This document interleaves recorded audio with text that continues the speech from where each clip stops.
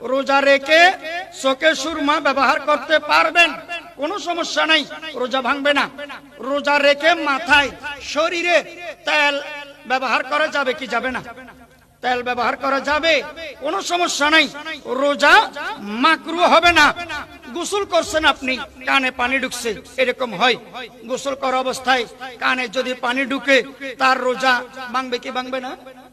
রোজা ভাঙবে না। কানে পানি ঢুকার দ্বারায় রোজা ভাঙে না। শরীরে বা মাথায় তেল ব্যবহার করার দ্বারায় রোজা ভাঙে না। চোখে সুরমা ব্যবহার করার দ্বারায় রোজা ভাঙে না। এগুলোর দ্বারাই রোজা ভাঙে না। চুল কাটলে, নখ কাটলে, পশম লোম পরিষ্কার করলে, চোখে ড্রপ দিলে রোজা ভাঙে না। মেসওয়াক করলেও রোজা ভাঙে না। আতর ব্যবহার করলেও রোজা ভাঙে না। নখ, হাত পায়ের নখ কাটলেও রোজা ভাঙে না। আল্লাহ তাআলা আমাদেরকে এগুলো বুঝে আমল করার তৌফিক দান করুন, বলেন আমিন।